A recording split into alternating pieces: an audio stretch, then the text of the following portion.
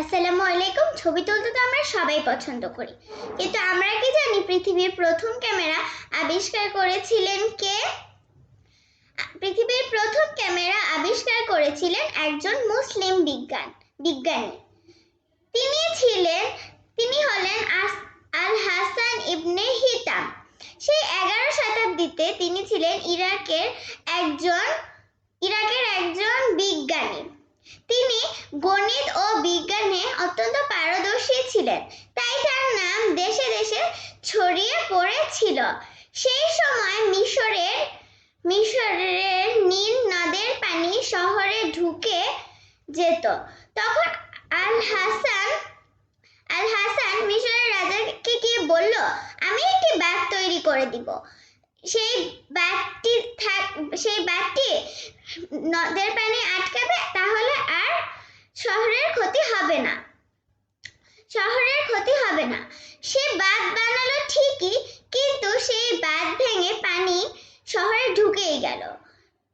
রাজা তখন আল হাসানের উপর রেগে গিয়ে তাকে মৃত্যুদণ্ড দিতে চাইলেন, কিন্তু আল হাসান ছিল অত্যন্ত বুদ্ধিমান, তাই তখন সে পাগলের মতন আচরণ করা শুরু করলো। রাজা তখন বাধ্য হয়ে তাকে মৃত্যুদণ্ড না দিয়ে তাকে 10 বছরের কারাদণ্ড দিলেন। এই বন্দি জীবন তিনি তার বিজ্ঞান সাধনার কাজে লাগালেন।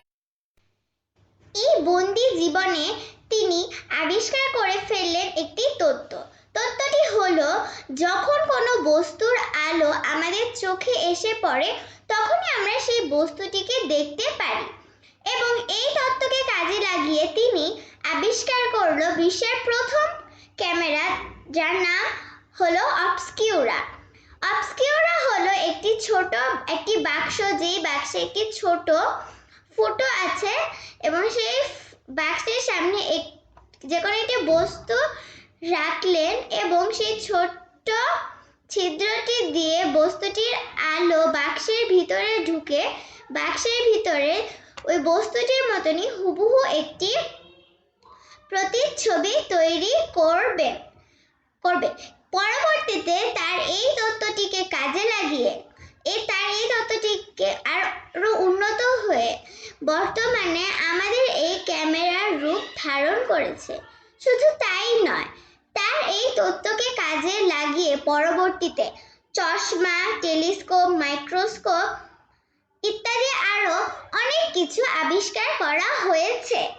এখন থেকে আমরা যখনই ক্যামেরা দিয়ে ছবি তুলব, তখনই আমরা আমাদের এই মুসলিম বিজ্ঞানী আল হাসান ইবনে হিতামের কথা মনে করব, যে তার এই আবিষ্কার দিয়ে আমরা ক্যামেরার মাধ্যমে আমাদের স্মৃতিগুলোকে ধরে রাখতে পারছি। আগামী ভিডিওগুলোতে আমরা মুসলিমদের এরকমই আবিষ্কার সম্পর্কে জানবো, ইনশাআল্লাহ।